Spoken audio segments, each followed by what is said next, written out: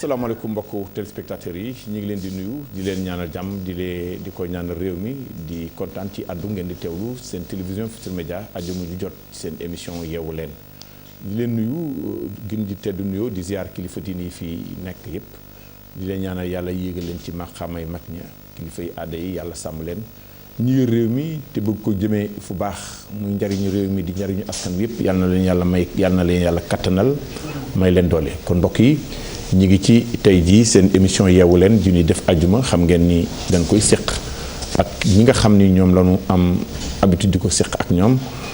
xam ngeen ni El Hadj Assane dafa nekk ci xam naa ni noppalu rek dina ñëw incha allah ñu wuutu ko fi wuutaay goo xam ne day nekk ànd ak discuter na xam El Hadj Assane ci xam-xamam ak ci mën a diriger émission lu ci am solo la ñu koy ñaanal repos bu am solo kon ci plateau bi ñu ngi ci toog ak ki nga xam ni moom la ñuy àndal àjjuma ju jot nit ñëpp di ko déglu di ko seetaan di ci am mbégte muy oustaz Pape Hann oustaz Pape Hann maa ngi lay nuyu. maa ngi lay nuyu bu baax Moulay El Hadj Abdoul Aziz di la ziyaara bu baax a baax di nuyu oustaz Assane ñaan téléspectateurs yi sa fo télévision Futurs Médias yëpp ñaanal leen yal na yàlla yokk leen dëgëral ci daraje Seydina Muhammad.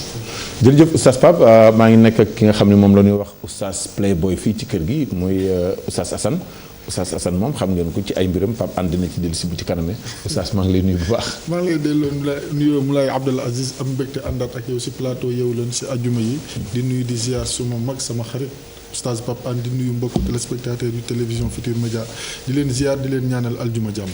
ñi ko ñëpp defee rek ñu defee ko noonu mooy jaale ki nga xam mooy njabootu Ndeye Taxawaalu sunu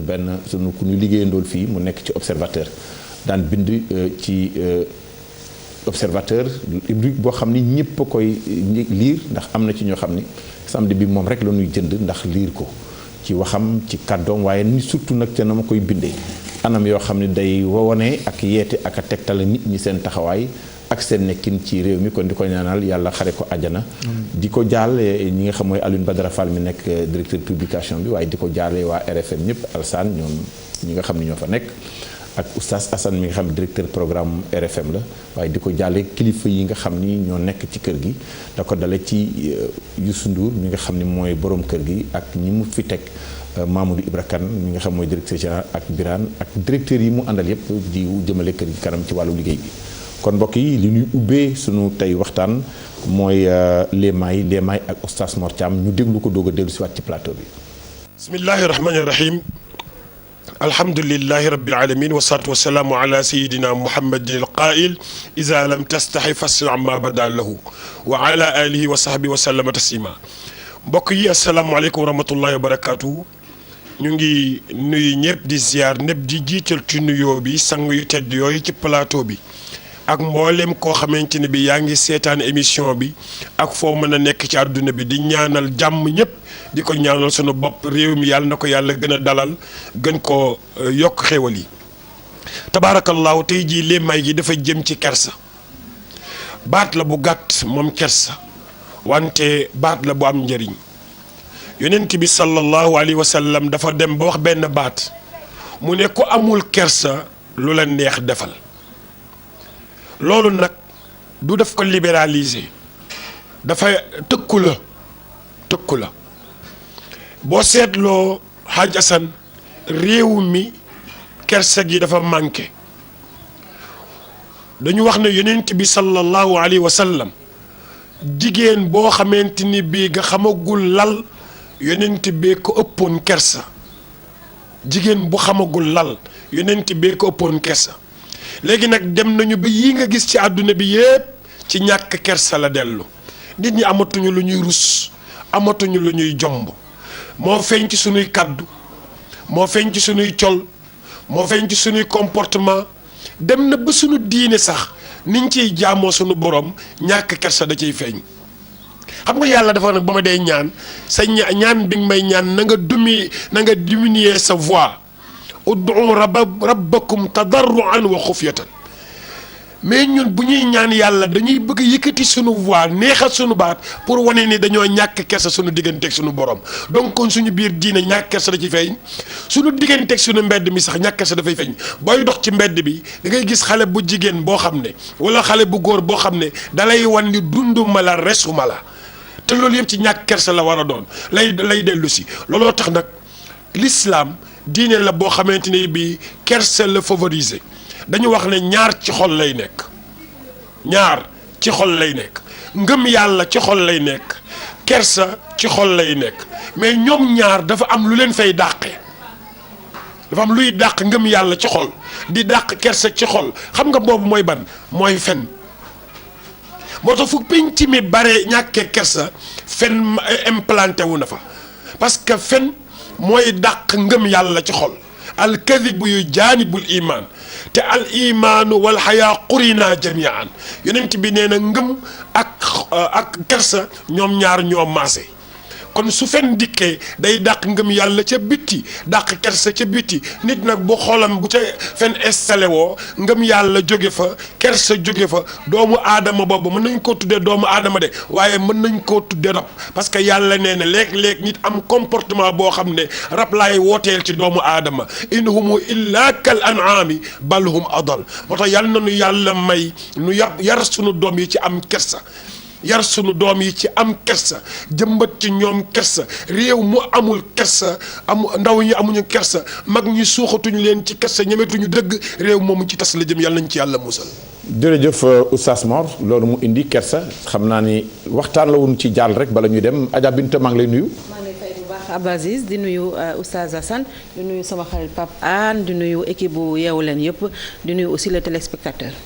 jërëjëf Adja Binta dina ñëw léegi ci Fatou Kiné egsi na sànq bu ci plateau bi dinañ ci waxtaan ak moom Oustaz Pape Anne kersaa ngi noonu ak ñàkk kersa gi am ci dëkk bi nit ñi liñ daan giddege ci biir jigéen ñi liñ daan denc ci biir néeg yi dañ koy génne ci biti kenn bëggatul sax toog léegi ci télévision di seetaan ndax ñàkk kersa mag ñi nga xam ni am nañ tuuti li nga xam ni am na ci yàlla bëggatunoo du génn ci mbedd mi ndax gis nit ñoo xam ne nu ñuy mel ak nu ñuy doxale day jéggi dayoo sëriñ si am nañ ci lu leen metti ndax daayira yi ñëw ci ay comportement ay mbubb ak i colin ak i wax yoo xam ne yëpp dafay dellu si ci ñàkk kersa Oustaz Papa. jërëjëf Alxaji Abdou boo gisee Oustaz Mor nu ngi koy nuyu baax fi mu daanelee mooy li yàlla wax ni nit ñi dañuy dem ba dañuy mujj mel ni koy comme ay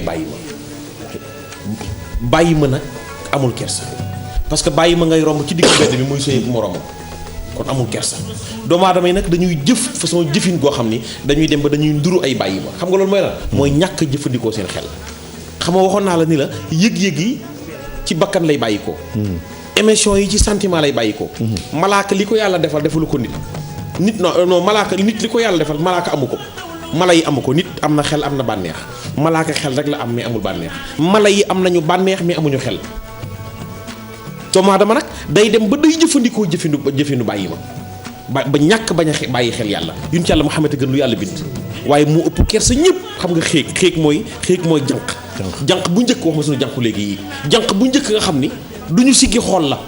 noonu mu amee kersa mag ñi bu ñuy wax kersa rasulullah yi dañ naan moo xéeg ki leen ëpp kersa mooy rasulullah yi Seydina Ousmane ni mu bëree woon kersa moom la yonent bi waxoon ni Ousmane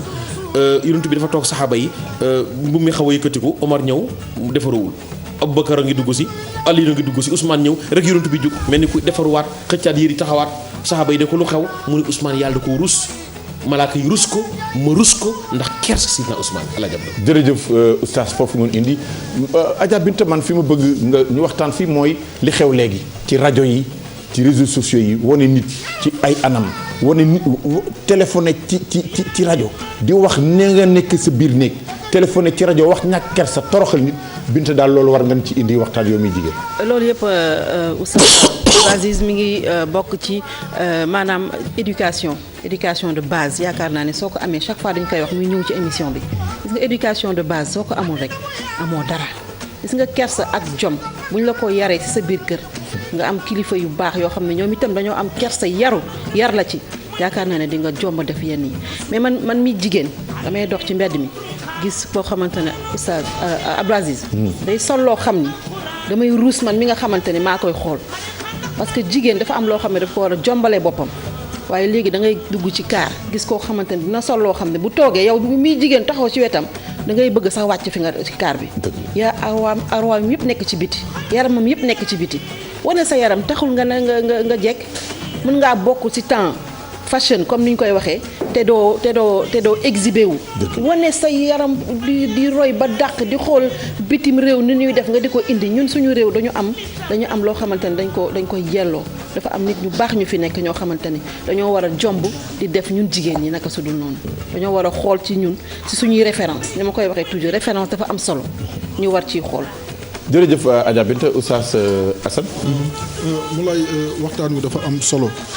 ndax dañu xool keroog dëkk bi léegi ni mu mel si booy xool génération yëpp rawatina ndaw ñi ñu ne Oustaz Mor nañu waxtaan li nga xam ne dafay jëm si kersa Adja Binta ñëw na si xale yu jigéen yi ni ñuy soloo nga xam ne ñoom ñoo war a mën a jur ku nekk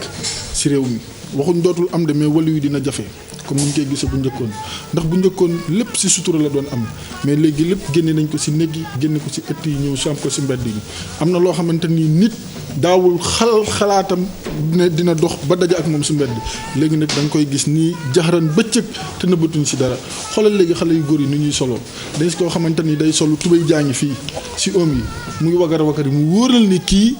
amatul benn kersa ci moom te nit la yonent bi sallallahu alayhi wa sallam waxoon idaa lam tastahi fasna maa shi'ta bu fekkente ne yow amatuloo kersa lu la neex defal ndax loo góob rek loolu ngay gar kon nit ñi dañu delluwaat ci valeur yooyu ndax tey jii nii xamal nit weer ko ñàkk kersa mënu ko gën a rëy xamal nit photographier ko xamal nit enregistrer ko ñëw teg ko ci place publique yi ñëpp xam ay ñaawteefam te suñu borom subhanahu wa taala waxoon na ci làmmiñ yonent bi sallallahu alayhi wa sallam ne képp koo xamante ni suturaal nga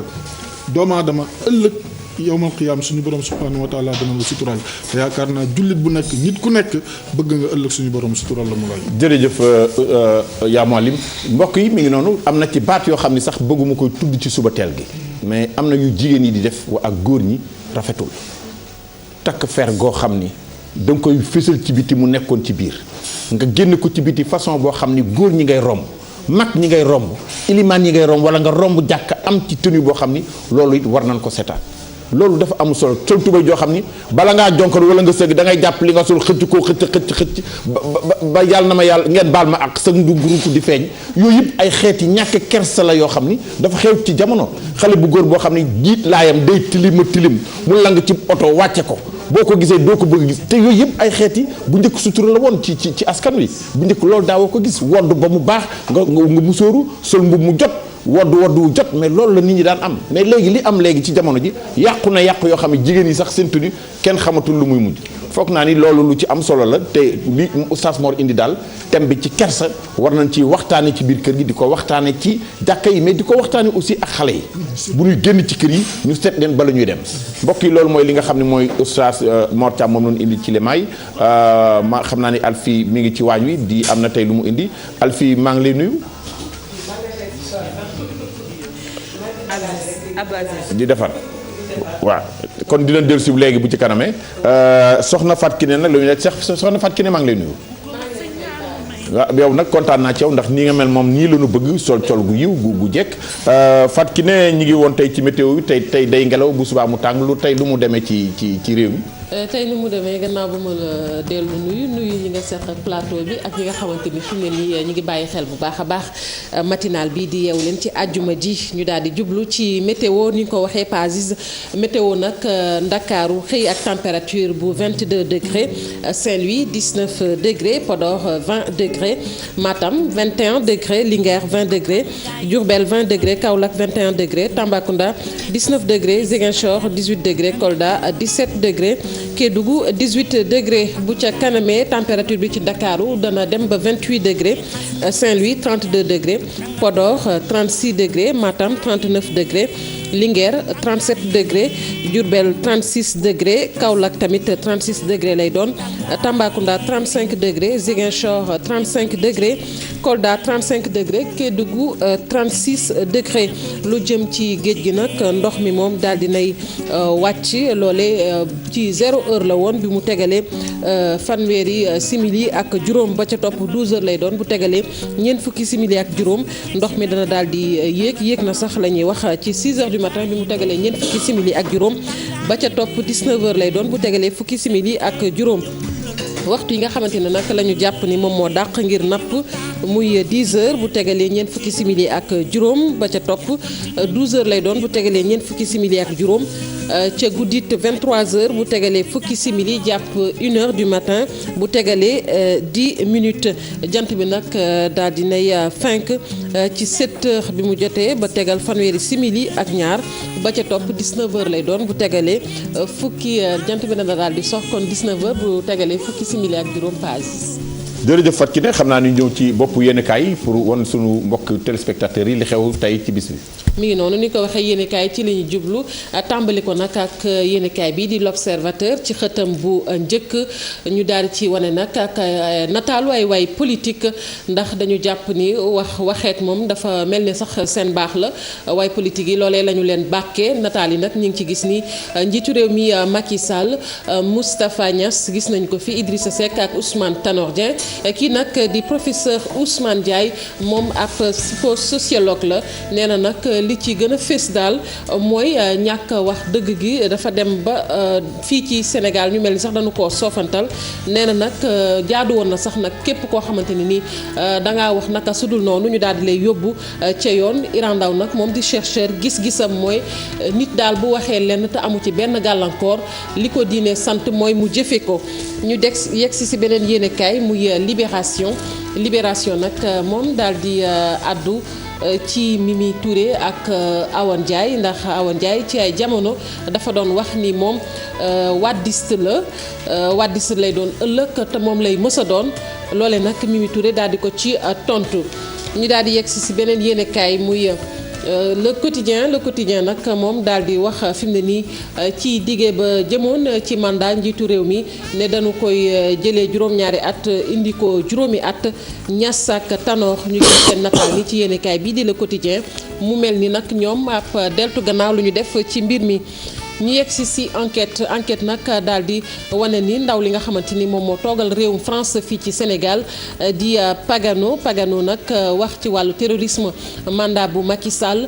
plainte bi nga xamante ni Karim Wade moom plainte bu Karim Wade bi nga xamante ni def na ko ca réewum France maanaam la mu kalaame ca réewum France nationalité visa moom nag ci gis-gisam nee na nag kii di njiitu réew mi Macky Sall kenn mënu koo xiirtal ci mu topp li nga xamante ni moom mooy gis-gisu conseil constitutionnel nee na nag bu fekkente ne da nga nekk doomi Sénégal boo xamante ni nii da nga am nationalité tamit française nekk fii ci Sénégal yoon fii ci Sénégal mooy dal ci sa kaw bu ko waree waaye tamit fële ca France tamit boo fa nekkee franco-sénégalais naka noonu yoon sa France moom moo war a àddu ci say mbir nee na nag wàllu terrorisme ni ñu koy waxee fii ci Sénégal ameewul noonu. ñu yegg si beneen yéenekaay muy Walf Quotidien nag moom daal di samp ab laaj ci conseil constitutionnel bu Sénégal ndax dañu ko war a sax daal di fàtte conseil constitutionnel boobu brûlé la ko tuddee lakk bu ñu ko mënee tuddee noonu ndax benn institution la juróomi juge waaye nag junni polémique maanaam mu ni kook ma ne ko ji moom yàgg nañ ko dégg ci conseil constitutionnel ñu yegg si silaas di yéenekaay bi moom nag daal di addu ci pouvoir bi nguur gi ñuy wax ne nag fi mu ne nii tàmbali na campagne bi nag aju ci référendum bi nga xamante ni ñi ngi koy waajal la ñu bëgg nag mooy askan bi manko ne waaw ci référendum boobee mu mel ni nag Macky daal dinay dajale ay élus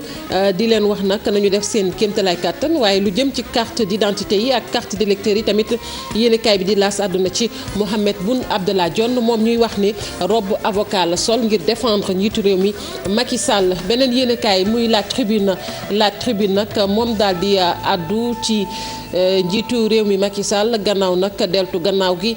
ci wàññi mandat présidentiel bi Macky nag ñuy wax ni fi mu ne nii daal dinay dajale li ñu tuddee conseil de guerre nee na nag ñi nga xamante ni ñoom ñooy ay farandoom nañu fexe nag ba xamal askanu Sénégal njariñ yi nga xamante ni moom moo am ci réforme yi. Direct Info moom daal di wax nag fi mu ne nii ci jëriñ ji nga xamante ni moom la ñu dénk wàllu koppar yi nee nañ nag dafa singli 8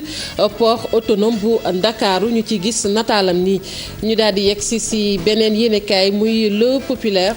nag moom daal di addu ba tey ci mbirum Macky Sall ak coowal mandat li nee nañ nag fi mu ne nii LD moom mi ngi ci yoonu dem gannaaw ba mu jógee ci Benno muy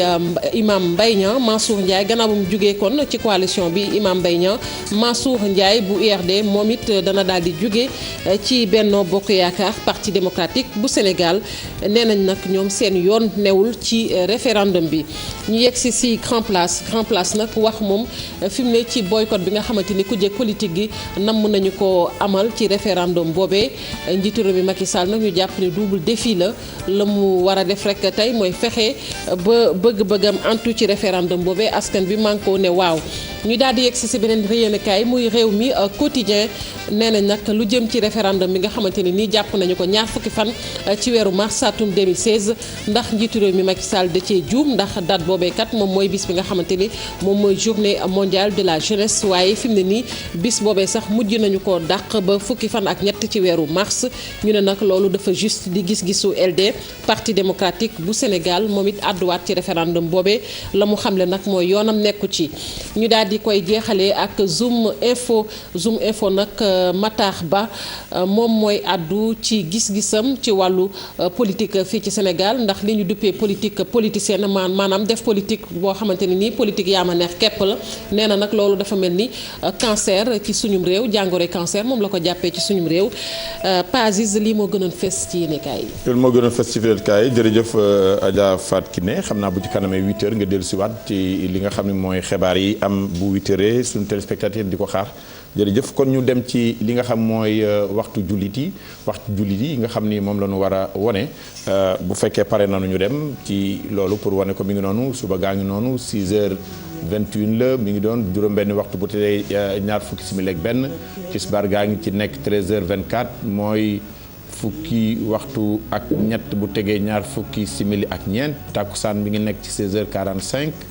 muy ñeenti waxtu yu tegal ñeent fukki simili ak juróom timis mi ngi nekk ci 19h20 mooy juróom-ñaari waxtu bu tegee ñaar fukki simili gée mi ngi nekk ci 20h28 mooy ñaar fukki waxtu bu tegee ñaar fukki simili ak ñett loolu mooy li nga xam ni mooy mbokk yi mooy waxtu julli yi ñu dem ci xutba bi nga xam ni mooy xutba bis bi ci bisu ajuma bi ñu déglu ko te dillu soit ci plateau bi.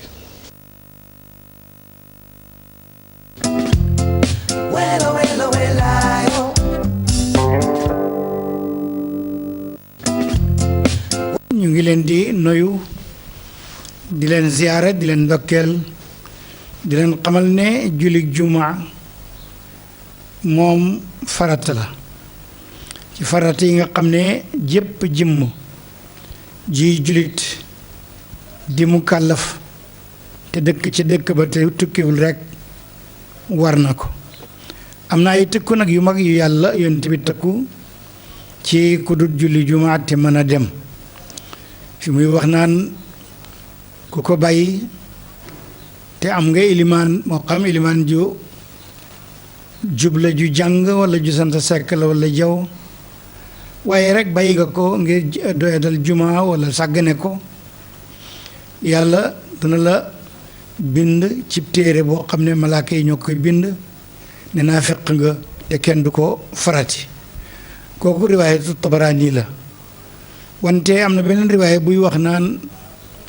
dootuñ la nangul julli azaka koor aju mag bépp jëfi tubu yàlla jëfi topp yàlla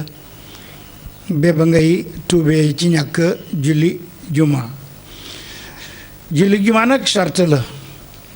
yoo xam ne yu koy wéral ak charte yu koy wéral bokk na ci yu koy wéral mooy nay juma am mooy béréb buñ koy defee booba nag mën naa doon juma ju am soroor ju mag mën naa doon it duñ tabax te amul soroor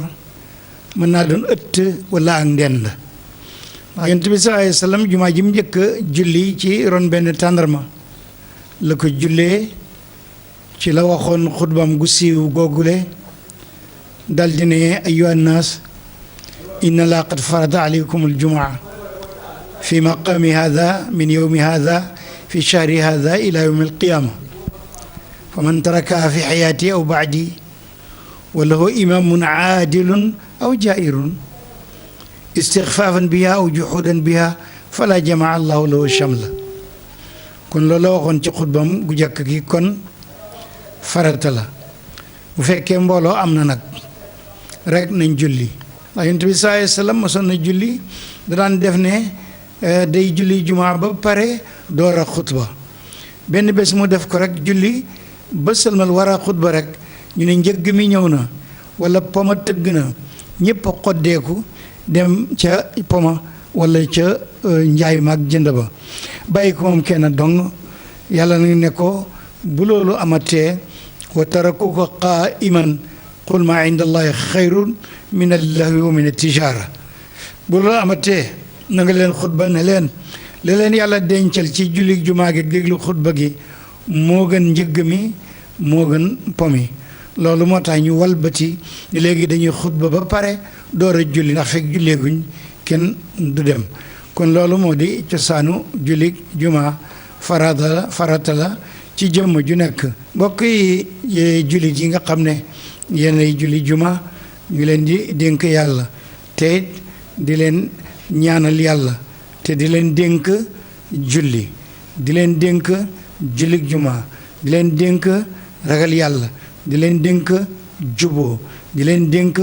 jokk ak bokk di leen dénk wax lu baax di leen dénk népp noppi ci lépp loo xam ne lu bon la ndax yonent baa ngi naan ku gëm yàlla gëm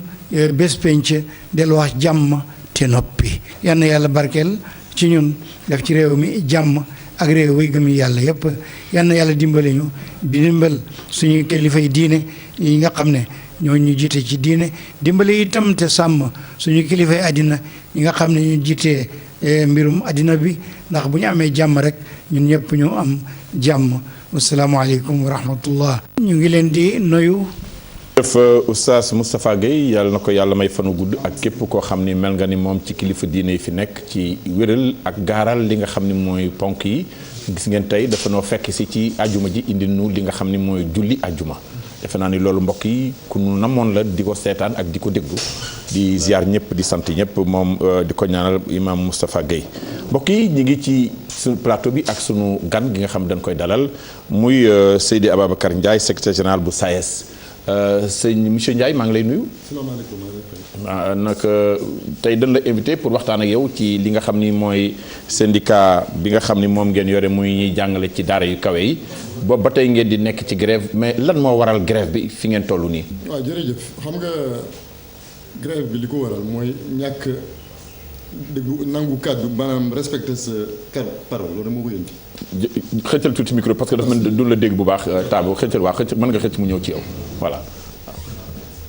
jërëjëf donc ma ne grève bi li ko waral.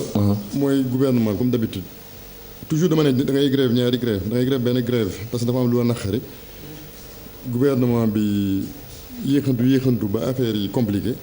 ba nga xam ne pression surtout ñu di jàngale population yi parents d'élèves yi yéen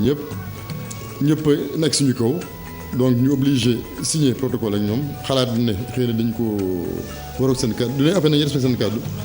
toog ba mu mët lu juróom-ñeenti weer fukki weer yëngatuwuñu ñu grévaat beneen grève pour ñu mën respecté loolu. kon toujours suñu xayma fukki grève par exemple. juróomi ñun ñoo ko moom yeneen juróomi gouvernement moo ko moom. waaw te yéen li ko waral rek mooy ñàkk a sàmmonteeg li ngeen xaatimoon. loolu rek la parce que gisoo dañu ne déclaré nañ ko amul négociation parce que négocié nañu ba sonn parce que protocole bi ñuy signé soo xoolee 2011 la woon mët na juróomi at léegi xam nga avant président bi nekk fii di falu bu mu desee à l'entre-deux tours dajee nag ñun. dajee nag délégation ma ko yónnee mu ne délégation boobu kii nañoo gis na leen mais man aussi bëgg na ma gis. ñu gis ne man ak moom face à face en présence de Aminata Touré à l'époque mu jëlee engagement bon ñun ñu toog jël benn ñu woowee pause maanaam taaxirlu bi mu desee ñaari fan bi ñuy def deuxième tour 2012 toog ba le 29 novembre 2013 fekk na ñoom ñu déroulé li ñuy déroulé yëpp ba mu neex leen quoi concertation nationale et cetera lu nekk ñu doxal ko. ba mu neex leen doog a ñu ouverture donc négociation yi le 29 novembre donc 2013. après nañu bon léegi dañu am ay commission technique léegi commission technique yooyu amuloon benn solo yéexantu rek la woon ñu fa nañu yónnee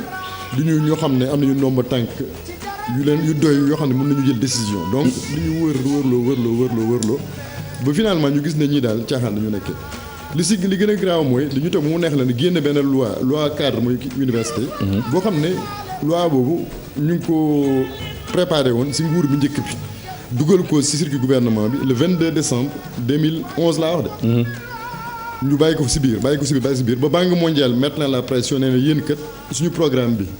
maanaam pour la gouvernance et le financement des universités financement ñun ñu koy doxal mais gouvernance bi yéen doxalu leen ko.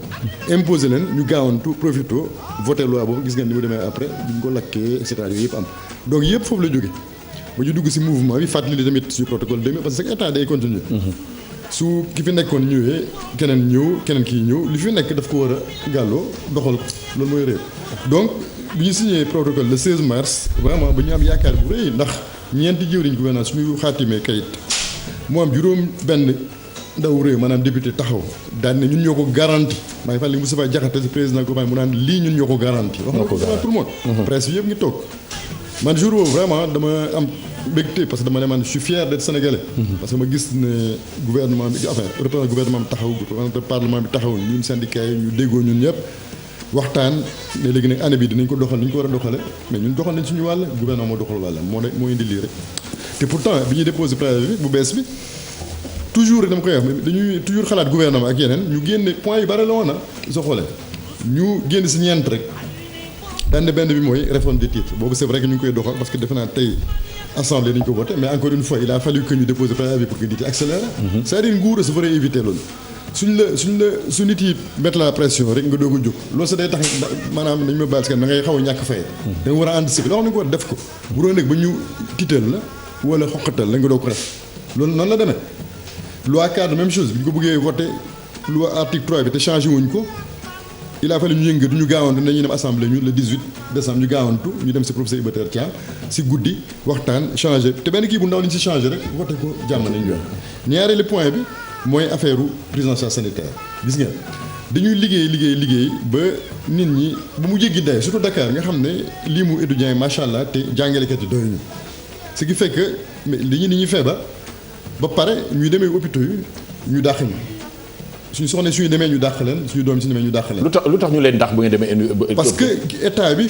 faalewul jàngalekat yi du fay maanaam université la notamment université parce que université ñooy fay université ñoo fayul parce que xam nga ñu ne fonctionnaire la ñu. bien que fonctionnaire bon hors échelle mais fonctionnaire la ñu quand même donc imputation budgétaire la ñu war a am comme ñëpp. soo ñëwee nga war a fay par exemple 15 000 francs yow 3 000 francs ngay fay état mooy fay les 12 000 qui restent. mais loolu après la koy fay su année bi jeexee. après hôpital yi dañu koy yónnee seen état mu fay ko mais su ko defee benn année ñaari année ñetti année fayul hôpital dañuy caaxaan. suñu ñëwee ñu dàq ñu waxuma la évacuation sanitaire nga xam ne suñu feebaree bu graaw kenn ñu yóbbu fenn alors que les autres fonctionnaires. ils ont ça donc léegi ñu ngi xool nu ñuy waxee te loolu waxoon nañu depuis mois de mars waxoon nañu ñu ci convention parce que ñun dépendre ñu ci ministère yi donc dañu war a signer convention entre le ministère bi ñu yore ñun enseignement supérieur ak ministère fonction publique après ministère finance. consigné ko ba pare joxe xaalis ndax ñun bokkuñu foofu parce que il faut mu faire encore pour ñun donc loolu réglé wuñ ko y a aussi la question de la retraite bi soo xoolee pension bi ñu salaire yi bon macha allah baax na trop vraiment ñu sant yàlla mais c'est la retraite parce que lu si bëri ay prime ay indemnité la yoo xam ne mooy comme garab boo xam ne su demee ba kenn roosatu ko rek garab bi yëpp yaa ngi ci daanu woo travail bi daal mooy taxaw noonu. waaw mais dama bëgg ñu kii parce que gars yi tamit am nañ ay laaj yu ñuy laaj. dafa am ñaari ponk yu may laaj. bu njëkk bi mooy gouvernance université. parce que loolu aussi am na solo. mais defe naan aussi yéen expliquer askan wi. léegi da ngeen ci dul jote. parce que askan wi aussi seen i doom a fa nekk. te bu ngeen grévé ñoom li ñuy wax mooy xaalis rek ngeen di toppatoo. te kon gouvernance boobu. ak ni université war a doxee daf ci am solo. pour nit ñi war ko xam. mais li ëpp mooy benn question ñaareelu question mooy affaire seen logement yeeg ngeen doon wax ak seen terrain yi ak xaalis bi leen war a fay nan la demee pour nit ñi mën a comprendre parce que tey jii leen am plateau bala ma jox Binta waaw jërëjëf bu njëkk bi affaire gouvernance université loolu SAES mu ko njëkk wax c'est-à-dire ñun defoon nañu fi ay assise xam nga xale yi demoon nañu fi song le 9 juillet 2010 song nañ fi rectorat Dakar toj ko song même gësam recteur Abdou Salam Sall à l'époque boobu lañu ne ñun SAES lii mënatul continuer c'est-à-dire déclaration yi mais il faut ñu taxaw xam violence fan la jógee parce que violence bu bari université fu mu di nekk sama université surtout nga xam ne ku fa nekk am nga au minimum bac donc war nañoo am beneen comportement bu dul loolu bi ñu ko commencé ba pare mel ni ñu ne nañu koy yeddal ndax université ñun ñoo fa nekk certes mais pour askan wi la donc ñu fexe ba député yi bokk ci à l'époque conseil économique social ak ñeneen société civile collectivité ñëpp woo leen ñuy waxtaan alors nekk ci waxtaan boobu mais ñu ne nag waxtaan parce que ñu intéressé affaire université intéressé na ñu bare ñu ne violence li ñu ko arrêté donc ñu waxu violence wax affaire financement wax affaire gouvernance te documents yi li may wax documents yi génnee nañ ko ñu ngi si kayit bi ñu bind ñun ñoo njëkk ne il faut mu am conseil d'administration université ñun tamit ñu ñoo ne conseil d'administration boobu benn université war ko diriger ku jógee si biti moo ko war diriger xam loolu SAES moo ko wax. donc yeneen publicité ñoo wax dara amu si te loolu mooy wax ne dañu ko bind. donc mais ñoom ñu mbubb récupérer loolu ba pare léegi bugg na nag conseil d'administration 20 personnes la mais 20 personnes yi juróomi jàngalekat rek ñoo si nekk xam nga loolu mënul nekk suñu ñëwee fii rajo bi fii jël ñoo xam ne xamuñu si dara nekk bari nga nekk ñaar fu ñu jël juróom fukki ne ñoom ñoo leen di diriger après dafay doy waar donc ñun fexe ba équilibré waat loolu c'est-à-dire que pour que enseignants yi soient plus représentés mujjee nañu dem ba am 7 enseignants ñaari wala ñetti étudiants ñetti personnels techniques de service woo collectivité locale woo député ak ministre def je crois du budget après mu am 5 yoo xam ne nag wala 3 yoo xam ne ñoom ñoo jóge monde économique social ñooy nekk président vice président donc loolu moo war a dox à partir de maintenant parce que loi bi voté nañ ko ba pare. est-ce que mi ngi dox léegi. non doxagul mais normalement loolu moo war a dox. mais loolu suñu kii nañ ko voté nañ ko je crois que président je sais pas moom moo ko war a promulguer sa assemblée voté na ko le 18 décembre normalement il doit avoir promulgué ce que promulgué wul c'est déjà de fait parce que passé na un certain temps de toute façon war na mën a dox léegi mais xam naa dañuy seet affaire recteurs yi parce que waxoon nañ ni aussi recteurs yi dañ leen war a élire mais ñoom dañu bind ci biir loi bi ne non pour le moment bon duñ leen élire gum dañ leen di nommer ba léegi mais appel candidature quand même ñu ne tane na parce que quand même appel candidature mooy suñ ko defee ku nekk même su nekkul Sénégal sax mais nga indi sa dossier développé wane nag nga mën a développé université nag nga mën a taxawale ay relations yoo xam ne dina indi dimbale état parce que état bi amul moyen pour soutenir université yi ça c'est sûr et certain suñu bëggee mu nekk yeneen niveau yi mondial donc il faut ñu amee manager yoo xam ne am nañu carnet d'adresse boo xam ne permettre na leen ñu amee relation et réseau et cetera yoo xam ne day développer université bi. noonu la demee. léegi affaire xaalis kër yi. waaw kër yi ak xaalis bi parce que defe naa gars yi nee nañu xaalis yow xaalis moo la intéressé. nañu waxu kër yi ba pare. waaw parce que ñun non yow xaalis moo la intéressé. non mais c'est parce que li ma lay wax xam nga kër yi yéen danaan nit ñi la mais bu ngeen waxee xaalis rek danaan ñiy jàng li ñëpp xaalis nuyu laaj. yow mii xaalis mais yow moom xaalis intéressé na la doo gis naa ko. bon léegi affaire bi yëpp yomb na ñun professeur université bokkuñu ak yeneen ordre d'enseignement ñun ñëpp jàngalekat la yeneen ordre d'enseignement yi ñoom ils ont droit à une indemnité de logement. ñun on a droit à un logement administratif. ok ba pare ñu loi bi suñu loi bi ñuy yore moo ne dañu war a dëkk fu sorewul fi ñuy jàngale. maanaam warul passé agglomération maanaam warul passé 3 à 5 kilomètres. moo tax ñu tabax suñu kii fii seen wet fii si ginnaaw noonu. waaw mais xam nga doyul te aussi maa ngi lay wax sànq bi candidat Macky Sall daje ak man en l'an 2 tours ak bi ñu ko élire yëpp dafa feddali li mu wax ak bu mu ñëwee 31 juillet ñu visite ndo appartement témoin dafa ne ma rafet na ma lii yëpp c'est Babacar mais li ma la waxoon rek kër da ngeen war a am kër privé parce que kër yi ñu dëkk ni soo retraité da ngay génn te dafa metti ndax sooy dëgg kër da nga fay dëkk donc mënoo di xalaat wala des fois doo am moyen dajale xaalis pour mën a tabax sa kër donc gars yi dañuy toog ba affaire ni ku ne joon rek ñu war leen génne day compliqué am na ñu bari sax war nañ leen génne ba léegi mënuñu génn parce que amuñu donc li ñuy jaaxal nag si ginnaaw affaire boobu mooy diggante boobu di président Macky wax loolu yëpp appliqué na ko génne ay nit yu négocier logement de fonction et logement conventionnel génne ay magistrat génne ay inspecteur d'état génne ñeneen ñoo xam ne ñoo bokk niveau ak ñun affaire ñun sax ñu leen raw en fait ñu nekk suñu suuf la ñun ñoo leen raw ñu génne leen génne ay professeur d'université daal di xam nga magistrat yi bi ñu leen génne dañu ne bu député bu kii ñuy gendarme yi ñëwee di leen indi notification dañ leen dàq yéen defaat léegi loolu dañ leen dem leen seen yoon dàq leen xam nga war ñu ko woon def en tant que magistrat ba su ma déggee tey ñu naan laaj def ngeen la magistrat seen bopp dàq gendarmerie mais tout ça c'est pour négocier en fait ñoo amuñu syndicat mais am nañu lobby bu fort donc fexe nañu ba ñu am lu ñu leen jox lu doy comme ndàmpaay ñu génnee professeur université ne leen yéen bokk leen si dem leen seen yoon jël magistrat ñeneen jox leen ci xam nga loolu dafa doy waar lu tax ndax même loi bi ma lay wax si 80 dafa ne professeur yi université dañ leen war a jox logement dëkk si boor fu ñuy liggéeyee waaye su loolu amulee dañu leen di jox benn indemnité boo xam ne c'est fixé par décret. décret boobu mosuñu ko gis mosul am donc décret bi président génne 2014 762 boobu ba mu lim ñooñu jox leen indemnité ba ñenn ñi egg 1 million par mois net d'impôt dafa boot di kii professeur d'université teg na te dafa am benn classement bu ñuy wooyee classement des fonctionnaires hors échelle. xam nga juróom benn place yu njëkk yi kan moo fa nekk ñuy liggéey université rek professeur d'université ñoo fa nekk selon les titres universitaires premier président. xaw ma cour suprême wala cour des comptes ak ñeneen ñoo ñuy wax 7e position la ñuy commencé donc xam nga professeur université même maître assistant yu am yenn certaine benn première classe. 6e échelon su ma juumul ñooñu sax ñoo raw ñooñu. comprendre nga xam nga loolu injustice la bu doy waar. bi ñu si waxtaanee nguur gi pendant les négociations ba ñuy signé protocole 16 mars boobu bu ñu leen ko wanee wan leen ñetti documents yooyu wan leen ne juum ngeen ñu nangu ne juum nañu ne nañ ko rectifier tëdd di nelaw defuñu ko.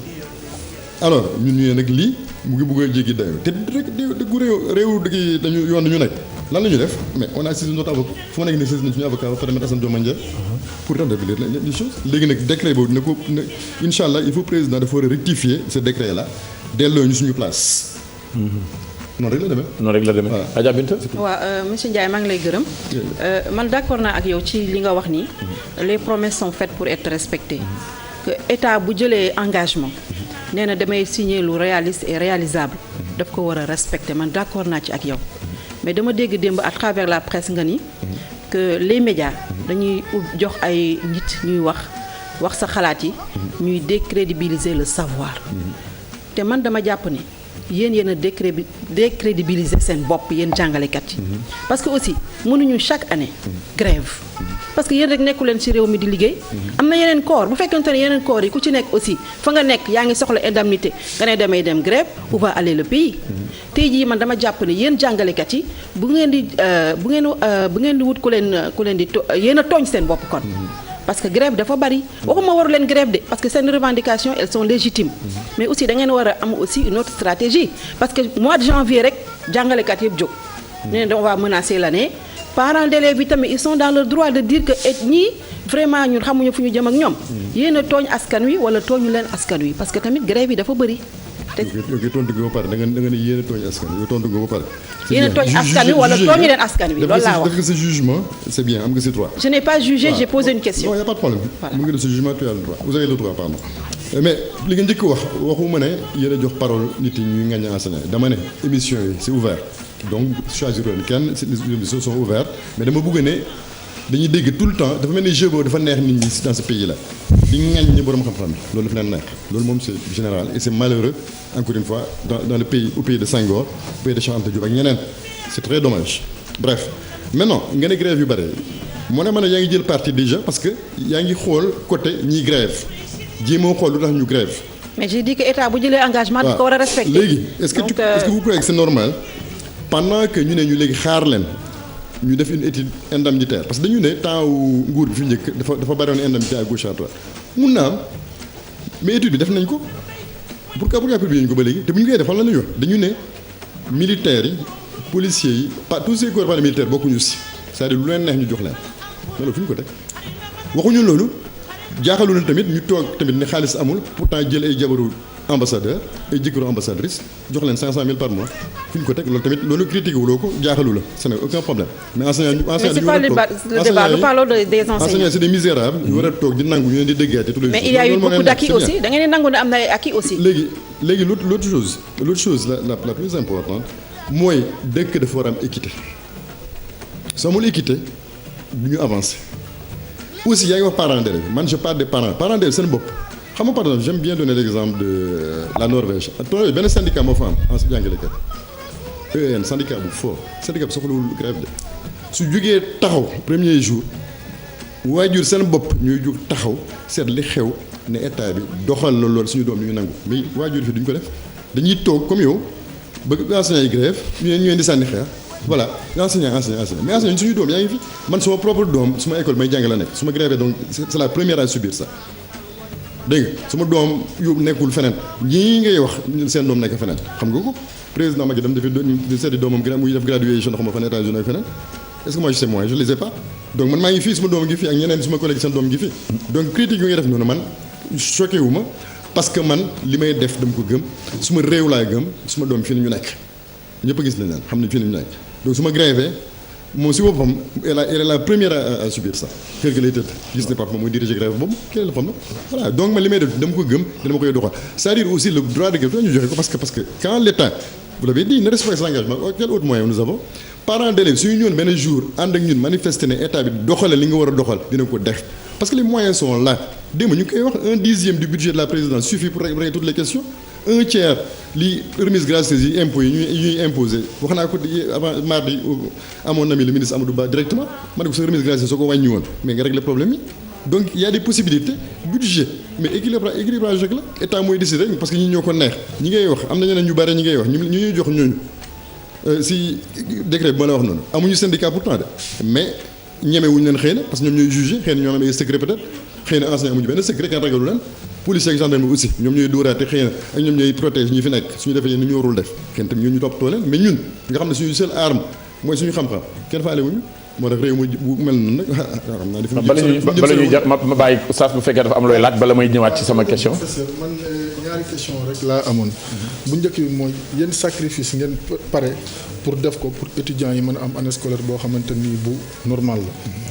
sama deuxième question mooy vous êtes prêt à aller jusqu'à où si l'État continue à faire la sourde oreille. xam nga sacrifice moom la ñu nekk tous les jours moom laa lay wax sacrifice yi tous les jours ñu gis xam nga la waxee ne gars yi ni ñuy jàngi du lundi au dimanche bu 22h 23h dama gëm dem nañu ba nga xam ne sax am na ay groupe par exemple dans les facultés de sciences et des groupes xam nga si xale yi ñuy defee ay travaux pratiques ak travaux dirigés mënoo passé yenn limi dañu ko suñu koy jëlee diviser ko dina dem groupe yi nga xam ne dañuy exister mais amuñu ku leen jàngal tellement lim bi dafa bari conditions yi difficiles donc sacrifice boobu ñu koy def tous les jours te bi ñu commencé léegi ñaata ban grève nga fi dégg du 48 heures nga dégg benn yoon ak yii bële même bële passe ñu doon wax noonu ñaata yoon la du woon rien du tout c'est-à-dire que les gens font la publicité comme ça pour que ñu mel ni du bintal ñu mel ni bintal tomber dans le piège parce que ça bon c'est la communication gouvernementale aussi bon c'est pas honnête. c'est de bonne guerre aussi. c'est de bonne guerre. c'est pas honnête mais ñun suñu bopp ñun ñoo la gën a xam ne ni ñuy gérer affaire nee naa leen ne SAES syndicat la bu intelligent donc chaque année dañuy créer yeneen stratégie yoo xam ne faire en sorte que étudiants yi bañ a subir. étudiants yi xam nañu ko de parce que la preuve seen dirigeants yi yëpp mais su amee problème kan la ñuy seet si damay seet si donc li ñuy jéem a boole étudiants yi dañuy nax seen bopp étudiants yi xam nañu bu baax ñoom ñoo fi nekk pour ñoom c'est vrai am na ñoo xam ne dañu leen jox xaalis man am na benn député bu ma gis l'autre fois moo wax na ma ne day jox xaalis étudiants yi du ma tudd turam day na jox xaalis. day ñu étudiants xaalis pour ñuy saaga ak di ŋaññe xam nga ndongo buy ŋaññe oustaz am. oustaz am xam-xam mu ko. waaw mais la violence. léegi nag mooy li ma wax mooy état bi su continuer tënk xam lu fan ngeen. pare ñu du ñu sacrifier li ma la bëgg wax fii. tey la àjjuma danaa ne du ñu sacrifier ba mukk les étudiants. alhamdulilah jamais. waaw te étudiants sax xam nañ ko suñu ko gën a am li ma la wax sànq rek. étudiants yi man la ñuy seet si quand il y a des problèmes. man may def li ma war a def relation dimbali leen ñu donc xam nañu lu ñuy doxal lan la. mais professeur la violence. dans le campus. waaw mais xam nga léegi réalité loolu. léegi wàññeeku na nag quand même. réalité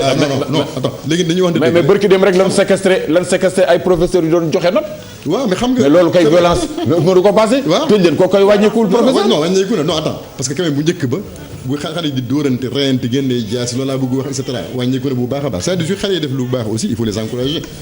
nit du def lu baax te nga naan ko li nga defoo dara da nga koy encourager gën koy yeey mu continuer si li muy def mais c'est vrai que loolu erreur la xale yi def nañu erreur bu mag parce que sa oustaz kenn du ko séquestré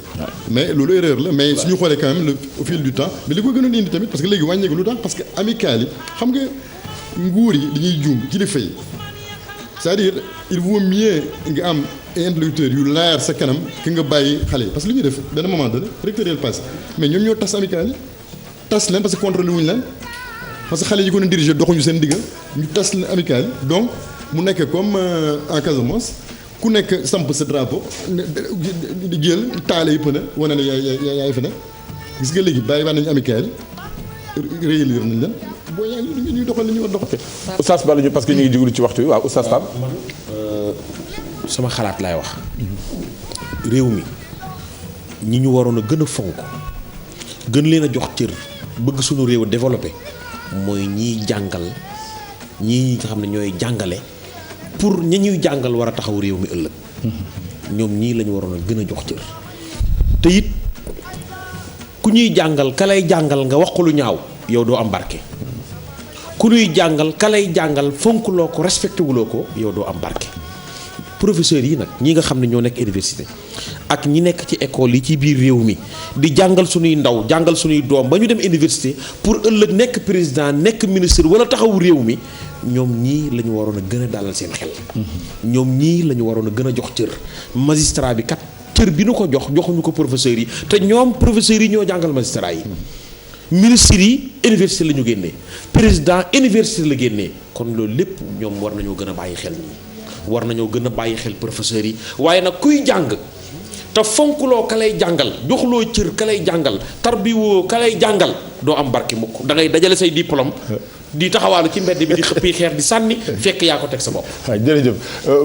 man professeur laaj bu mujj parce que ñu ngi jëm ci bala ñu lay bàyyi nga joxe sa message laaj bu mujj mooy recrutement des enseignants au niveau de l'université. voilà parce merci. que loolu aussi dafa am day pàcc boo xam ni. dafa am solo te nit ñaa ngi koy décliné étudiants yi di ko wax même yéen sax. parfois da ngeen koy ŋàññ nan la demee mbir moomu bala ñu dugg ci. recrutement c'est-à-dire ni ñu koy defee wala nombre bi. nombre bi. waaw mais xam nga loolu wax nañ ko droit kii bi mooy taux d'encadrement bi ñuy wax. waaw. parce que soo xoolee dafa am ay normes internationales c'est vrai que ñun mënuñu nekk peut-être niveau pays européen wala peut-être américain parce que déjà fii taux de natalité moo gën a important et cetera la population est très jeune amuñu moyens yooyu ñoo ñu am effectivement mais war nañu def effort suñu bëggee aussi am université yu performante war nañu def un petit peu d'effort mais gis nga bi ñuy wax li ma lay wax par exemple bi ñu ouvert négociation yi entre 22 novembre 2013 ba léegi xam nga ça fait plus de 2 ans 210 yooyu ñu doon wax mais recruté wuñu leen ba léegi 210 yu ñu waxoon. te loolu sax doyul recruté wuñu leen ba pare boole si soo xoolee depuis 5 ans mais enseignants yi dem retraite par ay 50 par ay 60 chaque année c'est-à-dire que ñi remplacé woon tubaab bi à l'époque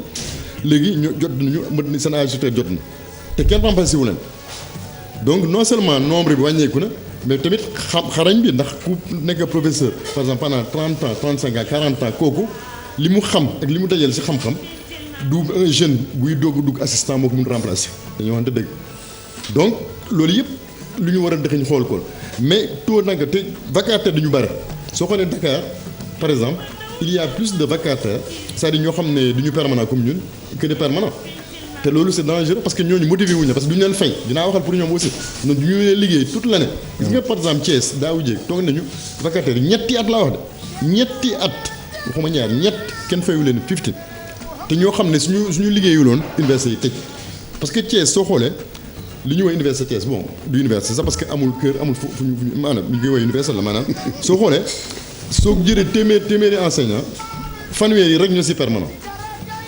su ñu leen arrêté ne joxewuñu seen note wala defuñu kii dara ñu tëj université même fii sax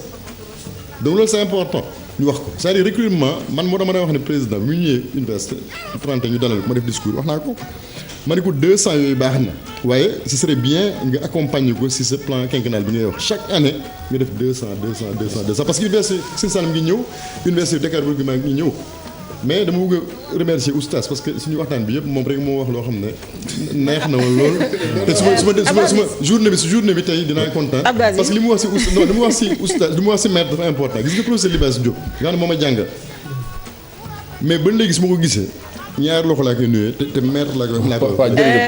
Abdou Aziz am na loo xamante ne aussi ça choque l'opinion dama koy wax monsieur Ndiaye parce que le manque de niveau des étudiants quand tu entends parler un étudiant parler français c'est ahurissant le manque de niveau problème boobu la ñu bëgg naa xam qu'est-ce qu'il explique si jàngalekat université yi la léegi wala ci parcours yu étudiant bi ñaari yëf ñu ngi si benn bi am na parcours bi dès le départ parce que xam nga ne bu ñu fàttee na 90 la ñu commencé dugal ay vacataires ak ay volontaires yu kenn xamul. xam ne amuñu benn formation. ñu ne waaye LDDN. moom la ñuy subir conséquences yi premièrement. deuxièmement li ma wax sànq aussi c'est-à-dire su limu étudiants yi bare c'est-à-dire su étudiants yi demee bay def li ñuy woowee jottali c'est-à-dire que dañuy dugg en fait ba mu fees ñu toj vitres yi pour que su professeur bi waxee ñi si biti dégg ko ba pare jottali ko ñu sa ginnaaw comme su ñuy def jumaa ji. kon noonu la ñuy def si soo ñëwee rek gis ko li may wax ne du invention soo ñëwoon ngeen gis ko ngeen gis ñenn ñi jëlee brique toog si loolu nag nga mën a am xam-xam ñetteel bi mooy bu gën a graawoon mooy li ngeen di wax yéen ñëpp dégg naa ñu pas di ko répété mais ñun duñu tubaab lan la ñuy wax nii wolof wala dañu ñuy jàng la yàgg tubaab. mais étudiant dafa war a dégg tubaab su ëllëg moo yor réew mi non mais en tant que matière mais pas en tant que médium. en tant que je suis d'accord en tant que objet ñu koy jàng comme ni koy jàngee anglais wala arabe wala leneen mais ñun dañu war a jàng si suñu làkk bi ñu nàmp ñëpp def même UNESCO léegi tout le monde le reconnaît loolu maintenant c'est reconnu que xale bu jàngee si làkk mu nàmp moo raw moo gën a intelligent foofu te am na Sénégal ñu koy def de dans l'éducation informelle xale yooyu non seulement du ñu def 6 ans école primaire comme ñeneen ñi di jàngee tubaab 5 ans la ñuy def ba pare ñoo leen di raw si examen loolu dafa am. jërëjëf donc professeur dañu bàyyi di ngeen ñi xale si affaire yi dégg tubaab ñun duñu tubaab. amuñu niveau la ñu wax amuñu niveau suñuy te niveau dafa baax. mais professeur comme ci français la ñuy jàng. te langue officielle bi français la. te jàng ko wax ko ci anam yu jekkit bëgg nañ ko mais waxtu wi moonu tënk. defe naa ni dama lay bàyyi ginnaaw Pape Hann rek fi wax loolu la neex comme invité wul la fi nag pour wax la loolu la neex comme daf lay invité pour laaj la dañu bëggoon léegi nga tëj te wax nu ndax ren ji mën na noo yaakaar ni du grève bi du am wala boog nan ngeen far ngeen taxaw. du yàgg man loolu xam naa ko du yàgg parce que c'est sûr que parce que li ñuy wax c'est très simple gis naa ministre des finances xam na ne suma xarit la wax na ko donc li ma bëgg te xam na ne yenu na maanaa dina ko def loolu mooy dina ko def incha allah. leneen li président xam naa ne suñ ko démontré su ko avocat bi su jotee lettre avocat bi mu démontré ko ne juum na. dina ko rectifier parce que ñëpp ay juum. waaw man maa ngi remercier. mais enseignants yi bëgg a grève ñoom ñëpp dajaloo ñëpp grève la ban moo nga leen di lancer pour ñu seetaat affaire yi. enseignants yi dajaloo ki syndicat yi. ñooñu dina mbaa bokk leen ci yéen. non ñun ñoo ànd si. ñun ñoo yow dina dal ba pare ànd ci. non defal nag xam nga waaw parce que ñooñu sumay xarit lañu. d'abord te deuxièmement suñu jàngalekat rek la ak looy munti jàngi foo munti toll. mais nit ñi xam nañu ko ba nga xam ne même ministre des finances d'autres fois dafa ne ma ñëwal ànd ak gars yi ñu waxtaan mais noonu la mardi passé ma ñu ngi woon ministère des finances di waxtaan ak ministre des finances ministre du budget ak tous les directeurs ànd ak secrétaire généraux yi ñi nii nag mouvement ñu wan leen budget bi naka lay doxee nii ci xaalis yi et cetera ñoom ñu joxe ay solution waxtaan yu intéressant parce que jox nañu ay solution wane par exemple seen affaire reclassement yi ñu doon wax ils ont montré au ministre qu'en fait ministre fonction publique dañuy soxla une vingtaine d'ordinateurs pour mun a def opération coup de poing mun a def saisie bu gaaw waaw ba ministre des finances ne directeur général xoolal nooy fexee ba jox leen ordinateurs yi donc am na évolution te incha allah mun na avancer nee na aussi su fekkee ne 5 milliards yu président bu wax pour année bi pour reclassement yi mënuñu ko absorber mën nañu ko jël su fekkee ne 2 wala 3 millions lañu utiliser par exemple 2 wala li si des mën nañu ko jël dugal ko feneen ainsi de suite donc idée yu baaxal. donc xalaat na ne mën nañu am. Babacar daal kontaan tur wi nag neex na trop sëñ Babacar parce que bon loolu kontaan nañ Seydi Babacar kontaan nañ trop waaye ñu ngi lay gërëm di la sant xam naa dina la invité waat beneen. comme li nga bëgg a dégg moom fii du fi amee da ngay dem. parce que ñu loolu moo taxaw xam naa fi xarit parce que oustaz mooy sama xarit. waaw kon mbokk yi mi ngi noonu ñi kii invité mooy Seydi Babacar Ndiaye mi ngi secrétaire général SAES doon waxtaan ak moom seq cel jàngale ma nga xam ni am université ak coono ya fa nekk ak lanuy jànkonteel ak ñàkk a sàmmonteeg seen kàddu nga xam ne gouvernement bi am na ko te ñoom ñu bëgg rek jàngal xale yi pour xam-xam ñuy ñaan daal gouvernement bi sàmmonteeg kàddoom ñoom ñu jàngale ci anam yu jekk étudiants yi jàng am xam-xam ci anam yu jaadu waaye mu nekk ci lim boo xam ne day mën a tax kiy jàngale mën a sawar ci jàngale étudiant bi mën a am xam-xam mbokk yi loolu mooy li nga xam ne mooy suñu invité tey ñu jàll ci ki nga xam ne information déggu jingal te dellu siwaat ci plateau bi ak Fat ki ne dem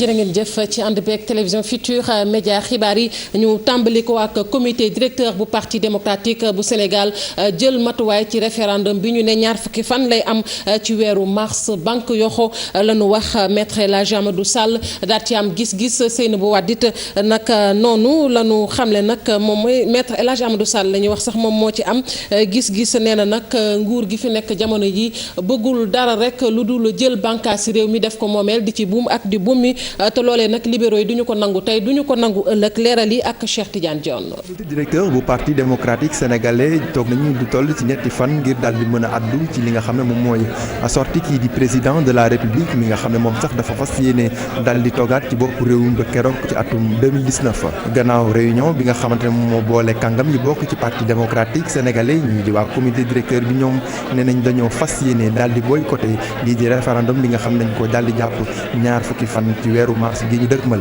su dee dafa bëgg ñu dem référendum te la nga xam ne moo ëppoon solo ci loi réew mi doon xaar maanaam moo di li nga xam ne di mandat président de la république dañ koy jëlee juróom-ñaari at indi ko juróomi at ndegam loolu moom mënu ci bokk kon dañuy wax ne mandat boobule ndegam bokkatu ci xamatuñu référendum ban njëriñ lay am parce que loolu rek moo ñu ci sosoon la moo ñu ci intéressé woon ndegam loolu nag mënatu ci am ne na day dem ba def ko juróom-ñaari at ñu ne ñun waa PDS kon boobu référendum ñun bokkatuñu ci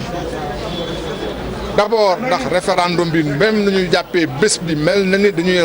rawante pour jàpp bés boo xam dañuy bett nit ñi te ci démocratie amul bettee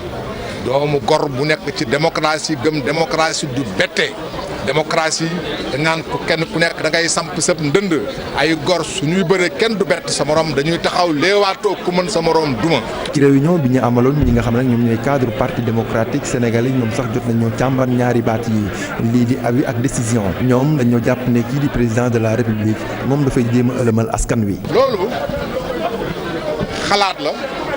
ak dogal dama lay laaj sa xalaat nga wax ma sa xalaat parce que nag may xelal ak dama lay laaj nga dogal xalaat ak dogal bokkul xalaat danga may jox sa xalaat rek man mi ngay jox sama xalaat maa ci def lu ma neex waaye su dee dogal la muy atte kii atte dogal moom atte la topp rek la sant loolooy différence bi. ci comité directeur bu parti démocratique sénégalais Oumar Sarr ak ay ñoom ba léegi ñu ngi wéy di naqarlu ñi nga xam ne nag dañ leen tegoon loxo nekk ay responsable ci seen parti bi di PDS ñoom dañoo yaakaar ne ñoom nekk ñu leen ludul ay otage politique. gannaaw parti démocratique bu Sénégal convergence bokk gis-gis moom it wax xalaatam ci deltu gannaaw bu Macky Sall dellu gannaaw ci la mu diggee woon ak li mu far ak avis bu conseil constitutionnel ñoom nag dañu jàpp ne ñàkk fit la ak Pastef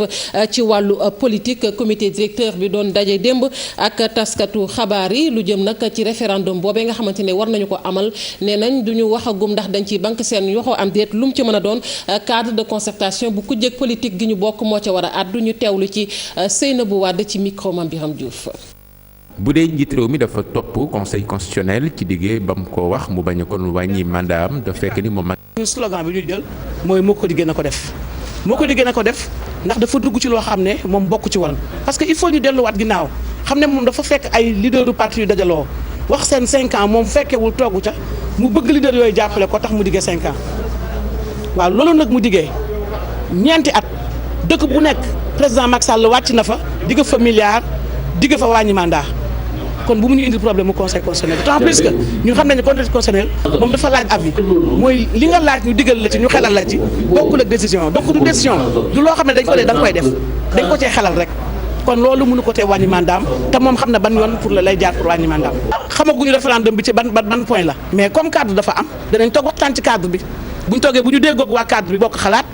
dinañ ca ànd defandoo slogan bi.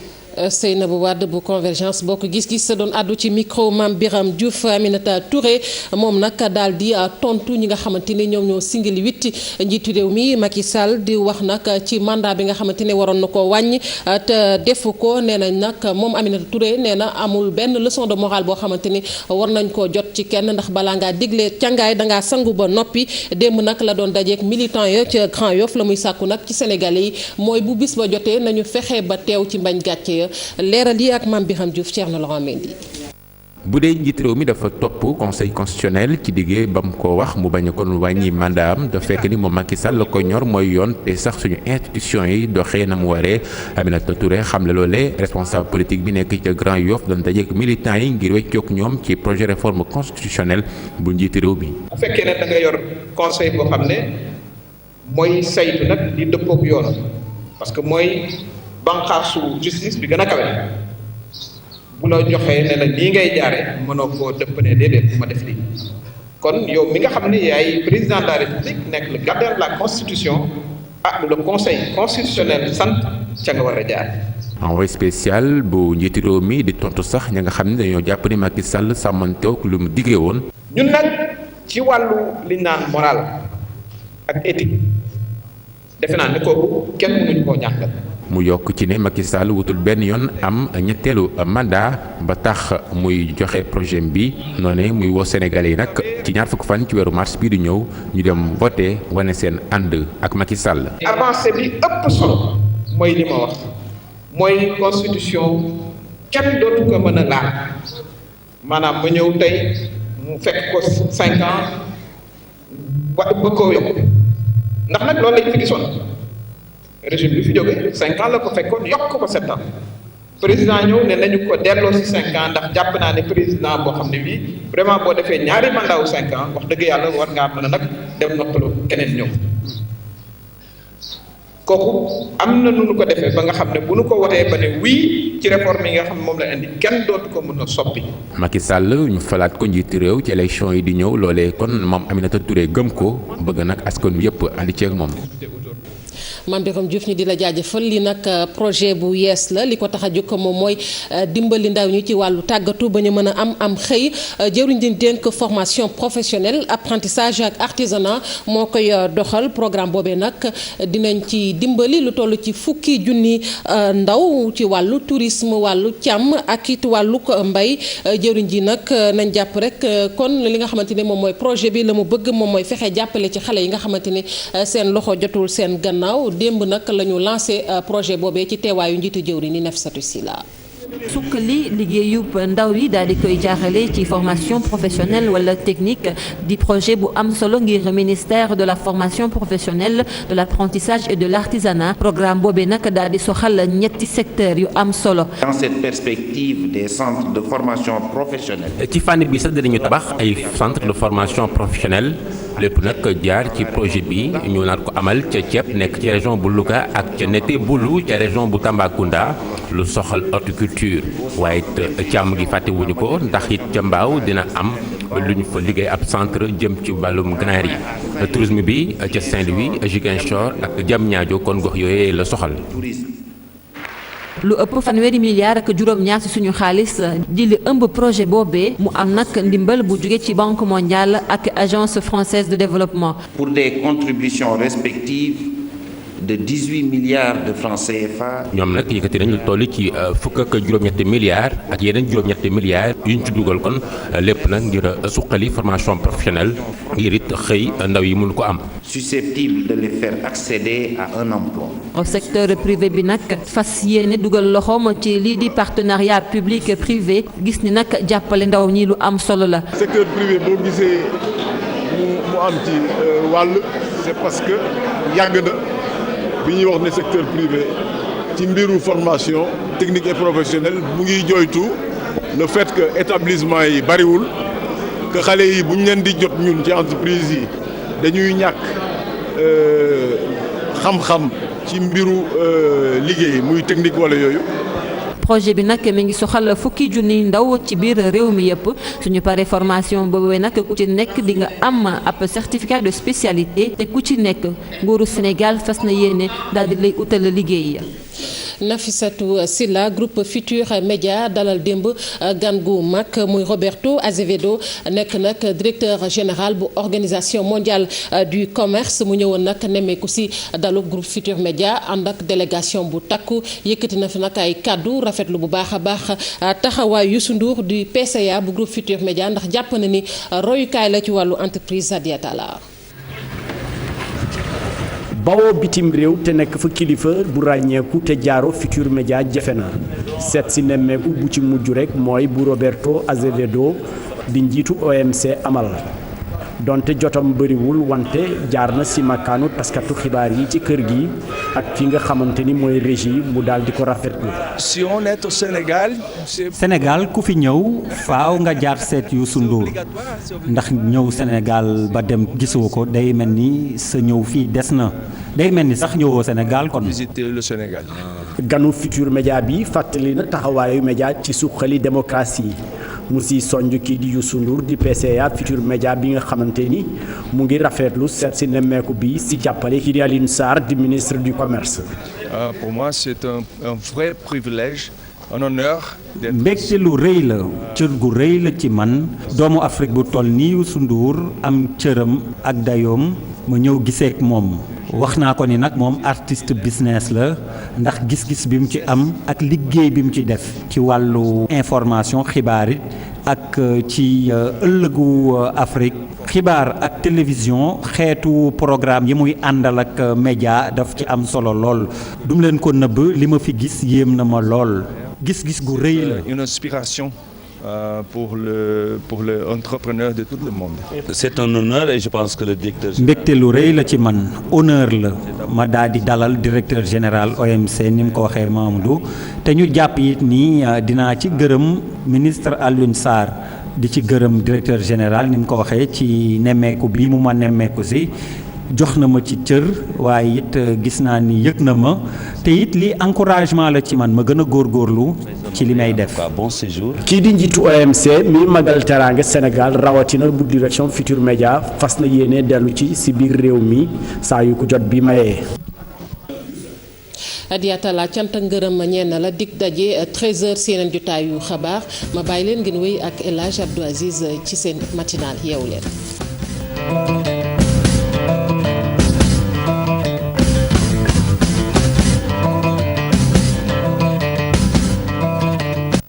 jërëjëf soxna Fatou Kiné Deme ci xibaar yi nga indi léegi mbokk yi ñu ngi waat ci seen émission yeewu leen ba tey ci ajuma ji di seq ak plateau bi ñi nga xam ñoo lay dalal ñu ñëw ci li nga xam mooy actualité bi ma jëkk ci Adja Binta gis nga réew mi léegi ci wax rek ñi ngi ci wax rek te wax nañu ni wax compul buus te nit war naa bàyyi wax liggéey ndax jëf moom la yàllay fay waaye duy wax. loo jàpp ci loolu ci actualité bi nga xam tey moo am ci réew mi. actualité bi du leen lu dul réduction mandat président de la république gis nañ ne nee na dafay topp li conseil constitutionnel wax maanaam day def 7 ans après ñu dem référendum daal di voter projet de loi constitutionnelle bi nga xam ni moom mooy wàññi léegi njiitu réew juróomi at lay def ci Sénégal renouvelable une fois. def na ko nee na conseil constitutionnel la laajoon avis kooku nee na ko sa mandat bokku ci kon moom nee na il s'est conformé à la décision du conseil constitutionnel loolu moo waral coow li ci Sénégal mais man dama yaakaar ne président dafa nekk ci un combat politique même bu ne dafay topp yoonu réew suñu yoonu réew lu mu wax ñëpp a ko war a topp loi dañ ko war a respecter mais aussi amoon na yeneen stratégie boo xam ne mënoon na ko def parce que moom moo ko diggee woon te ñun on sait le respect de la parole donnée ce qu'elle vaut au Sénégal. gis nañu Abdoulaye Wade li ko daal bi mu lay waxeet kon mën nañ jàpp ne moom tam il a fait la même chose. résultat bi nag ak conséquences yi nag ci kanam la mais je pense que président Macky Sall aussi dina amaat yeneen loo xam ne dina ko defaat ci Sénégal parce que en face il n'a personne man gisuma opposition bu forte. devant Macky Sall temps bi président nekkee jàkkaarloog Abdou Diouf. amoon na opposant bu doy waar muy Abdoulaye Wade kooku mënoon nañu wax ne Abdoulaye Wade opposition bu dëgër la ñu amoon mais léegi dañu am une opposition éparpillée pratiquement ñëpp ils sont avec Macky Sall la société civile est avec Macky Sall ñi fi des léegi kan la man je pense que ils font pas le poids devant Macky Sall opposition bi gagnerait ñu gën a booloo gën a mën a dóorandoo gën a mën a waxandoo parce que dans une démocratie aussi il faut une opposition forte mais nag bu fekkente ni gisul koo xamante ni boo defee kenn du wax parce que gis nañ ne coow li demul fenn presse bi gis nañ nu mu ko traité ñëpp dañu yaakaaroon ne dinañ am une riposte à la hauteur de la décision mais amul benn riposte au-delà des déclarations molles yi am à travers la presse amul beneen. kon président Macky Sall dina def leneen ak leneen. opposition bi nañu yeewu jot na ñu yeewu bu fekkente ne bëgg nañu seen combat aboutir. dëgg la Oustaz Pape gis nga jàngat parce que yéen nit ci réew bi ngeen bokk di dem ci nit ñi di wax ak ñoom léeg-léeg ngeen dégg ak am ci xalaat ban xalaat nga ci am. xalaat bi ma ci am El Hadj Abdou damay joxe sama xalaat rek. ndax mbir bu amee kenn ku ci nekk dafay am xalaatam. kenn ku ci nekk dafa am gëm-gëmam man nag damay joxe sama xalaat bi mooy 23 juin Sénégal gépp dañu génn taxaw ne Abdoulaye Wade dafa bëggoon a jalgati constitution bi fi amoon justice bi ne lii la war a am peuple bi génn ne duñ ko def président moom itam ni xëy na loolu da doon président Abdoulaye Wade Sénégal mere ko man duma dal mooy su ma sàkkoo 5 ans laay def ñeene ma 7 ans ngay def kon dama ciy ànd ak ñoom man nag sama xalaatu bopp nit bu nammee dara yàlla namm da ngay topp namm yàlla xam ne bu dul woon namm yàlla doo fi toog bay ami namm man sama xalaati bopp cër bu mu jox sunu justice la ndax muy président de la république mënoon na leen a wax ni loolu ngeen wax ne 7 ans laay def ànduma ak yéen 5 ans yi ma waxoon lay def waaye comme dafa fonk sunu sarti réew fonk sunu askanu réew man ci sama xalaatu bopp loolu waa sunu ñooñu ñu tuddati déedéet. conseil constitutionnel waaw kay loolu ñu ko wax. conseil constitutionnel waaw ànd naa ci ak moom. ànd nga ci moom ci lu gàtt rek oustaz bala may dem nuyu Alfi parce que moom it xaw ma lu mu togg tey boobu ba tey ñu ngi wax ci xamul lu ñuy ndékkee te xam looy ndékkee baax na ci. Moulay c'est un faux débat. problème bi. c'est un faux débat. xam nga lu tax ma ne c'est un faux débat. candidat Macky Sall ñëw na élection 2012 mu ne suñ ko falee day wàññi mandat bi def ko 7 ans 5 ans au lieu de 7 ans ñu dem pendant 4 ans fu mu dem ci àdduna wax ne daf koy wàññi ñu ñëw ba au dernier moment mu def déclaration ne bind na conseil constitutionnel tontu nañ ko ne ko mënoo def 5 ans 7 ans yi faw nga continuer ko ba mu jeex mu ne moom day tënku ci loolu ndax bëggul jalgati yoon sañ-sañam la am na ci droit léegi conséquences yi mu ngi ci kanam. Sénégalais yi dofuñ te xam nañ itam li nga xamante ni moom moo yenu maanaa ak li nga xamante ni moom moo yenuwul maanaa wax ji lañ war a bàyyi te liggéey. am réew ay wax mosoo gis ku wax a wax ba avancé mais da ngay liggéey. la Cheikh Ibra Fall waxoon nañ dem ba yowmal xiyam nee na mu ngi xaar ba yàlla fay wax bàyyi jëf. dëgg la kenn du fay wax di bàyyi jëf. jërëjëf nañ liggéey mbokk yi mi ngi noonu kon mooy li nga xam ne waxtaan wi Alfie maa ngi lay nuyu. maa ngi lay fay tonton. mais namoon na lool parce que tey da ma bàyyi la nga indil lan nga nu indil tey. waaw loolu dëgg la comme ni ñu koy defee chaque jour tonton Aziz ak suñu partenaire les Beurre Sofia tey dañu fas yéene defar ay filet de poulet en habit maanaam ay filet de poulet yoo xamante ne dañ leen solal yére mën nañ ko tuddee noonu en wolof donc ànd ci ak les Beurre Sofia donc accompagner ko ak quelques légumes donc ci kanam loolu la ñu fas yéene ndékkee. waaw loolu nga tey nag da moom da ngaa soppi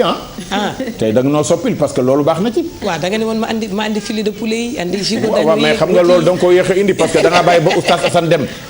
ak professeur. waaw Laman ak professeur. Massamba moom réer na moom. Massamba daal dafa mel ni jiwu xorom ci réew mi koo gis nag lu ko indil. waaw ndax namm nañ ko nag. waaw Massamba ak Lamine moom it dafa digge woon moom it ñëwul. professeur waaw xëy na dañ ci jàpp nag. danoo jàpp mais Massamba moom namm nañ ko namm kol gi. waaw kooku moom namm nañ ko. dëgg la mais kon Alfie bu ci kanam ñu jël si waat. waaw bu ci parce que lii nag baax na ci ndékki parce que oustaz ba da ngaa bàyyi ba El Hadj Assane dem loolu moo gën. parce que El Hadj Assane moom tàmmul yu baax. non El Hadj Assane bu fi newoon kenn du suur tey. ay waay jërëjëf mais El Hadj war nga lijjanti El Hadj Assane li tax ñëwul ñaari àjjuma yi parce que El Hadj Assane congé am jëloon na congé ba noppi. ñaari àjjuma yi ñëwul. tardé naa fi ñaar yoon lu ne mu yàq ma ko. El Hadj Assane Gueye nag war nga lijjanti lu tax ñaari àjjuma. mais googu dëgg nag comme man maa fi ne dëgg googu rek laay sàmm. El Hadj Assane képp ku mas a tardé mosoo noppiwul jéebaani nga ko weer na ko waaw reeteet nga ko ba réew mépp xam ko jërëjëf ñëwoo ñaari yoon a ngi nii beneen bii di ñëw bu la gisul reeteet la ñuy def mars wut ci Youssou Ndour ànd ak moom ñëw sa soxna jërëjëf waaw dégg naa da ngay naaje yeewu lu ne ngay def waaye àddinaa ngi noonu kon mbokku téléspectateurs yi kooku mooy El Hadj Assane mi nga xam ne kenn gisu ko tey dafa réer mër waaye moom dafa réeraare professeur Massamba mi ci kol gi réer na lama nit réer tey moo tax defe daan bu deful ndànk beneen yoon bitte réer Pape ak réer Moulay lebal ngeen gerte ku mën a maaf kon mbokk yi ñu dem ci ñi nga xam ne mooy yëngal yaram pour oustaz Pape Hann nag defoon na fi benn production boo xam bëgg naa booba yëkkati ko ndax am na ci woy yoo xam ne mën naa ànd ak yëkkati yaram waaye boole nu musique bi ñuy raaj yooyu moom bokkul ci suñuy mbir ay mag lanu nee nanu ay mag it la ñuy waxtaanal nu ñuy indil làkkal si koro wala indal manaay la ju tàkkarnaase duñu mën a ànd ak suñu kuus di yëngu kon ñu dem ci Rahma Damba te del siwaat ci plateau bi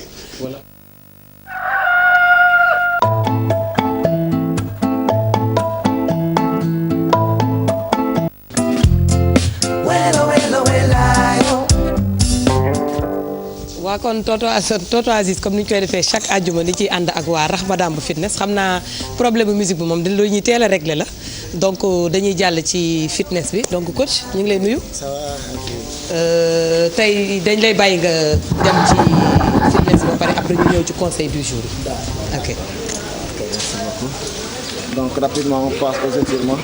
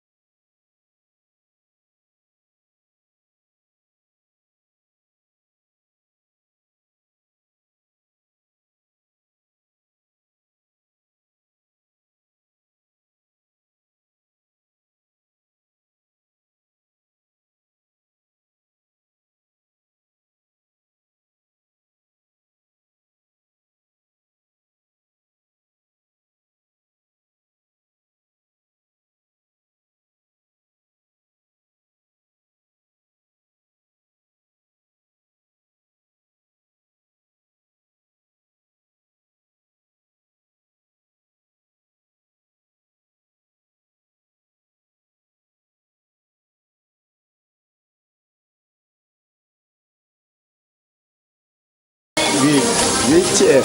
9, 9e, 10, 10e, 11, 11e, 12, 12e, 13, 13e, 14, 14e, 15, 15e, 16. 16e, on revient là. 1, 2, 3, 4, 5, 6, 7, 2 talons. 1, 2, 3, 4, 5, 6, 7, c'est parti. 1, 2, 3, 4, 5, 6, 7, 8, 9, 10, 11, 12, 13, 14, 15, 16. Allez. 1, 2, 3, 4, 5, 6, 7, 8, 9, 10, 11, 12, 13, 14, 15, 16. Intérieur. 1, 2, 3, 4, 5, 6, 7, 8, 9, 10, 11, 12, 13, 14, 15 et 16. 1, 2, 3, 4, 5, 6, 7, 8, 9, 10, 11, 12, 13, 14, 15, 16. 1, 2, 3, 4, 2 fois là-bas. 5, 6, 7, 8, double step touch. 2, 3, encore. 4, 5, 6, 7, 8, talons maintenant. 1, allez, 2, 3, let's go. 4, 5, 6, 7, 8, derrière. 1, 2, 3, 4, 5. kon li ma jot a gis mooy tey tànk yi ngeen gën a travailler. waaw tànk yi lañ gën a liggéey tey. ah d'accord waaw tànk yi lañ gën a liggéey. donc conseil du jour bi tey lan lay nekk. waaw conseil du jour bi c'est juste parler de l'alimentation. parce que ñu bëri boo seetloo bu ñu ñëw ci salle yi. li ñuy ñëw entraîner bëgg a perdre du poids. mais à chaque fois dañuy bëgg a régime dañuy bëgg a perdre du poids de telle sorte que dañuy presque ils éliminent tout ce qui est bon à manger. d'accord dañuy suivre régime daal. waaw régime. mais xam nga suivre régime ça ne veut pas dire qu'on doit éliminer tout ce qui est bon. D'accord. Et malheureusement c'est le cas de beaucoup de clients. donc ma leen di conseiller ñuy lekk lu baax. régulièrement di le suivre yow parce que yow je vous vois à la télé montrer les aliments et leurs vitamines. Et c'est très important de manger ce qui est bon parce que l'organisme a besoin d'énergie, de vitamines. Donc si on élimine ce qui est bon, à quoi ça sert de faire du sport? Donc il faut bien manger et d'une façon modérée aussi. Voilà. di ñëw Rahma Damba di ñëw Rahma Damba di yëngal yaram bi. di yëngal yaram bi. Voilà c'est ça. Ah d'accord donc on vous retrouve mercredi prochain inchallah. Inchallah. Rahma Damba fitness. kon petit ñu dellu ci tonton Aziz delloo ko antenne bi. jërëjëf Alfi ci waa Rahma Damba yi li ñu doon wax léegi rek lekk gu baax te am njariñ moo am solo ci doomu aadama waaye mbokk yi li Pape Anne wax ak Adja Bint ak Oustaz Playboy léegi nañu indi Talla Al Badru ju saf sàpp ci Rahma Damba ji dina tax ñu mën a ànd ak moom yor suñu kurus am ci tuyaaba ba pare di ci yënguwaale mu yëngal suñu yaram mbokku téléspectateurs yi ñi ngi noonu te yeewu leen kon ñu jàll ci li nga xam ne moo ñuy defal ci suñu poste dara defal ci poste gafa kër gi dara muy publicité ñu dellu si waat ci plateau